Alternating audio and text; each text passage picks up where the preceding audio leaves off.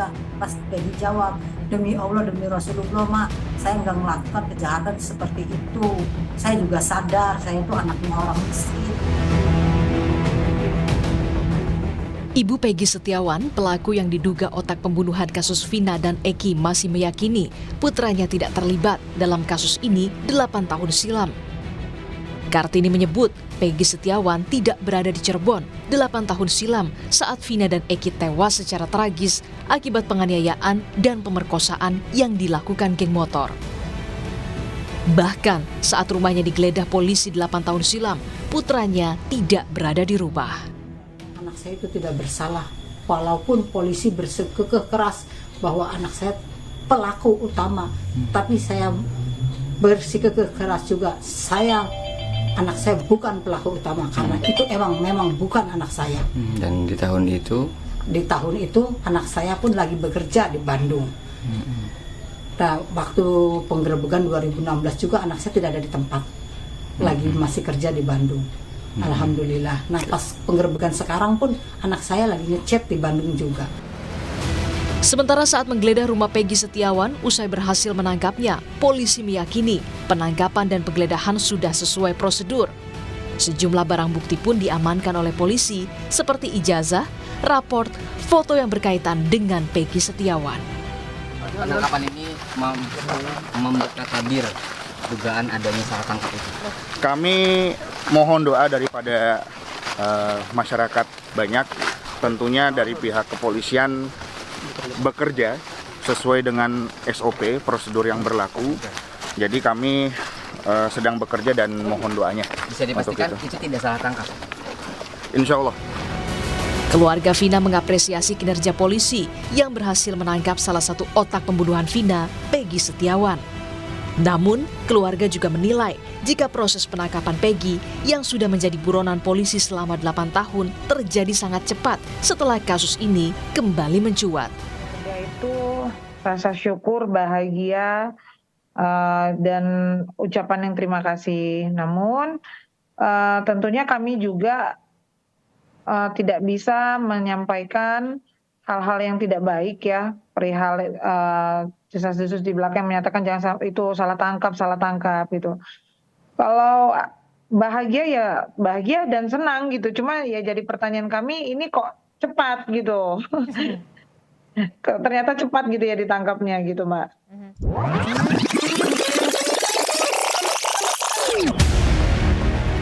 Jurnalis Kompas TV Muhammad Syahri Romdon meliput bagaimana proses rekonstruksi kasus pembunuhan Vina dan Eki pada 8 tahun silam menjadi perhatian warga. 7 tersangka diduga pelaku pembunuh Vina dihadirkan untuk melakukan reka adegan di 3 lokasi penganiayaan, pembunuhan, hingga jasad Vina dan Eki ditemukan. Namun proses rekonstruksi sempat dihentikan karena 7 tersangka menolak reka ulang adegan. Proses penyidikan yang sedang kita rekonstruksikan, ya, cuman tadi karena berhubung dari tersangka tidak berkenan untuk dilanjutkan, makanya kita akan melanjutkan proses rekonstruksi ini dengan peran pengganti. Tadi itu adalah hasil pemeriksaan keterangan para tersangka yang baru ini kan. Tapi di awal pemeriksaan kan kita sudah melakukan pemeriksaan terhadap saksi-saksi. Kini proses hukum kasus pembunuhan Vina dan Eki kembali diusut polisi karena pelaku utama kasus ini masih buron. 1 pelaku Peggy Setiawan berhasil ditangkap, tersisa Andi dan Dani, 2 pelaku yang sudah menjadi buronan polisi. Tim Liputan Kompas TV. Usai Peggy Setiawan alias Peron menjadi tersangka otak pembunuhan Vina dan Eki, bagaimana dengan pengejaran 2 buron pembunuh Vina lainnya? Kita bahas bersama dengan kuasa hukum keluarga Vina, Dewi Intan, dan juga ada pengamat kepolisian ISES Bambang Rukminto. Kami juga masih menunggu kuasa hukum Peggy untuk bergabung. Kami ke Pak Bambang dulu. Pak Bambang, sudah ada 1 dari 3 DPO yang ditangkap. Kalau Pak Bambang mencermatinya seperti apa? Ya, apa yang dilakukan Polda Jawa Barat ini layak diapresiasi karena sedemikian cepat setelah viral Peggy ini yang sudah ditersangkakan selama 8 tahun segera ditangkap, meskipun juga akhirnya memunculkan kejanggalan-kejanggalan gitu. Itu yang harus jadi catatan juga dan menjadi perhatian semua pihak terkait. Gitu. Makanya terkait dengan pemeriksaan Peggy ini juga harus ada pengawas baik internal maupun eksternal agar tidak berkembang isu-isu bahwa ini nanti muncul ada intimidasi, terus kekerasan untuk memaksa tersangka itu membuat pengakuan-pengakuan yang tidak semestinya seperti itu, karena di masyarakat sudah berkembang polemik terkait dengan kasus ini. Oke, Pak Bambang. Ini Pak Bambang sempat menyinggung juga soal adanya kejanggalan. Kalau yang dari catatan Pak Bambang, kejanggalannya apa aja, Pak?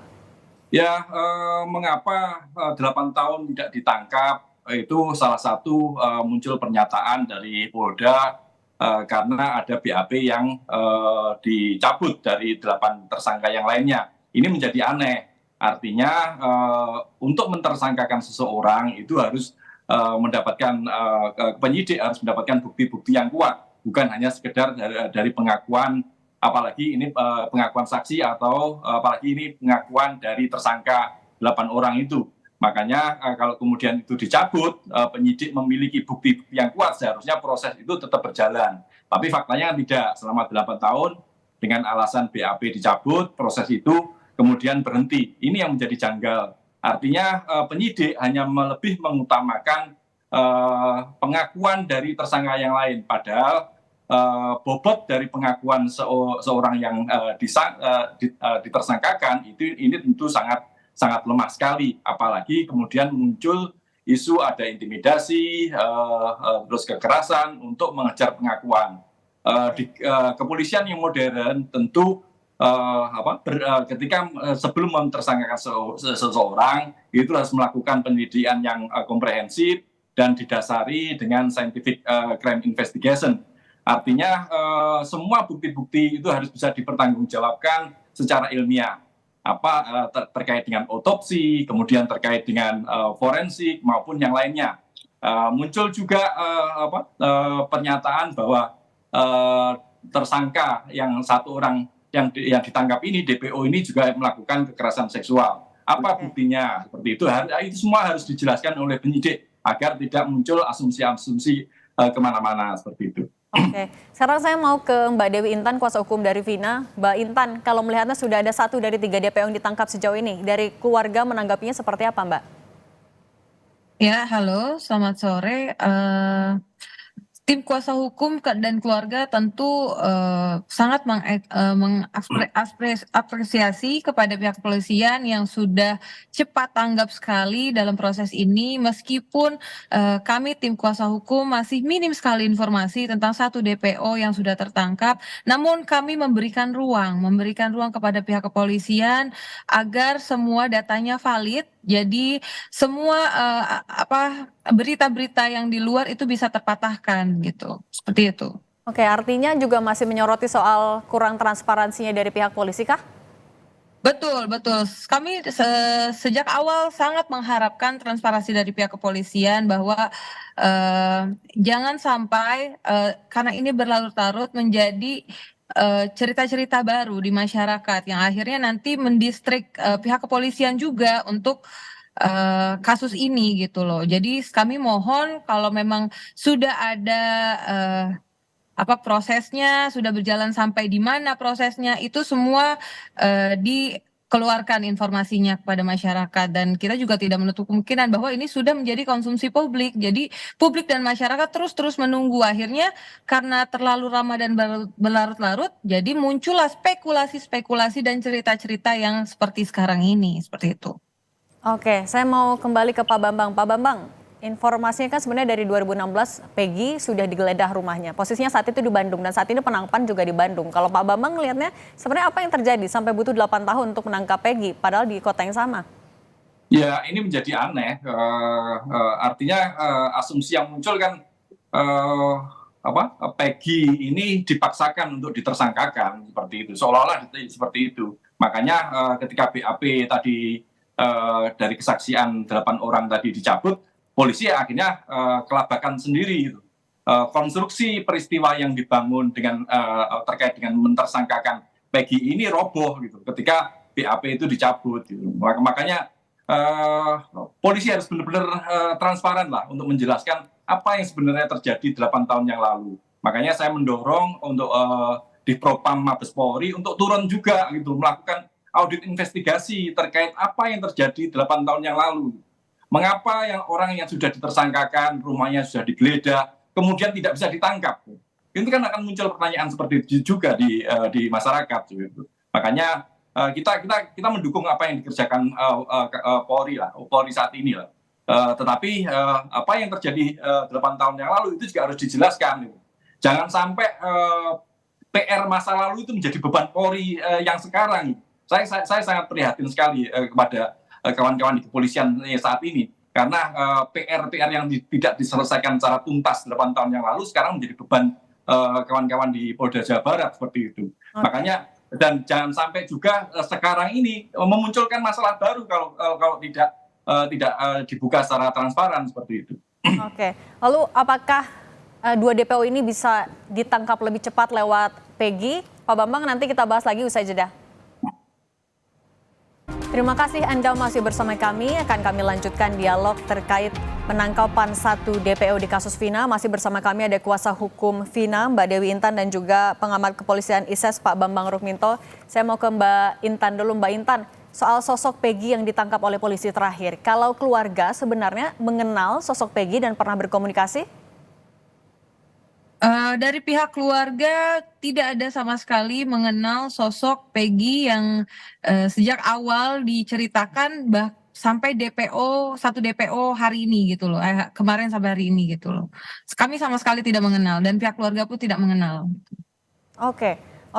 Tapi kalau terkait, kan kalau di masyarakat ada keraguan juga soal sosok DPO yang ditangkap, begitu juga dengan dua orang yang masih buron. Apakah dari keluarga punya keraguan yang sama? Tidak ada. Sebenarnya kami mempercayakan kepada pihak kepolisian, pasti pihak kepolisian sudah sangat bekerja dengan hati-hati gitu. Tapi namun gini, kenapa jadi spekulasi seperti ini meluas dan melebar kemana-mana? Karena yaitu tidak ada transparansi dari pihak kepolisian. Karena masyarakat terus menunggu siapa DPO yang sudah tertangkap ini dan identitasnya seperti apa? Apakah sama ataukah selama ini yang dipikir masyarakat itu salah itu loh. Jadi ya jawabannya hanya satu, dari pihak kepolisian harus segera memberikan informasi tentang 1 DPO ini gitu loh. Oke, menyerahkan seluruhnya ke pihak kepolisian atau juga dari pihak keluarga mengumpulkan informasi juga untuk mempercepat proses ini, Mbak Intan? Karena kami sama sekali tidak mengenal, pihak keluarga sama sekali tidak mengenal para pelaku, jadi ya kami menyerahkan seluruhnya kepada pihak kepolisian tentu. Oke, saya beralih ke Pak Bambang. Pak Bambang, dengan sudah ditangkapnya Peggy, apakah Peggy bisa jadi pintu masuk untuk pengejaran 2 DPO lagi untuk mempercepat penangkapan, Pak Bambang? Kalau Peggy ini benar-benar pelaku, tentunya bisa menjadi pintu masuk ya. Cuma permasalahannya apakah benar Peggy ini pelaku gitu, karena lagi-lagi ini kan terkait dengan kesaksian-kesaksian gitu, kesaksian dari para tersangka yang lainnya gitu. Kalau kemudian tambahan lagi, apa sih peran Peggy dalam kasus ini gitu. Pernah sempat muncul pernyataan bahwa Peggy ini adalah otak dari peristiwa tersebut. Kemudian Peggy ini juga melakukan kekerasan seksual pada korban, misalnya seperti itu. Ini semua kan harus dibuktikan gitu. Ada bukti-bukti konkret yang dikemukakan oleh kepolisian. Apa misalnya hasil forensik, hasil otopsi, semuanya harus dijelaskan. Posisi Peggy ini di mana? Gitu. Kalau hanya sekedar pengakuan ini tentu sangat lemah sekali. Gitu. Apalagi BAP yang memberikan kesaksian ini dicabut. Jadi dasar mentersangkakan Peggy ini apa? Gitu. Makanya ini yang harus segera dikemukakan oleh kepolisian. Jangan sampai mengulang lagi kesalahan asumsi yang muncul di masyarakat terkait dengan terpidana Saka Tatal misalnya yang merasa diintimidasi dan sebagainya. Jangan sampai ini nanti berlarut-larut Peggy ini pun juga diperlakukan sama misalnya dengan intimidasi, dengan yang lain-lainnya yang membuat pengakuan yang sebenarnya tidak dilakukan oleh dia. Ini kan jadi kesalahan kepolisian. Jangan-jangan ada aktor lain yang yang melakukan pembunuhan seperti itu. Oke. Makanya semuanya harus segera disampaikan oleh kepolisian. Oke, Pak Bambang, ini kan kasusnya 8 tahun sudah berjalan, kemudian ada benang kusut juga lah, misalnya dengan sudah ditangkapnya Peggy, tapi kemudian ada narapidana juga yang membantah kalau mereka terlibat, kemudian juga ada yang soal penggantian BAP dan lain-lain. Menurut Pak Bambang, apa yang harus dilakukan oleh polisi sebenarnya untuk mengurai benang kusut tadi? Harus kepolisian ya tadi sama seperti Mbak pengacara tadi, semuanya harus segera disampaikan secara cepat ya dan transparan. Dan tidak hanya itu saja, harus ada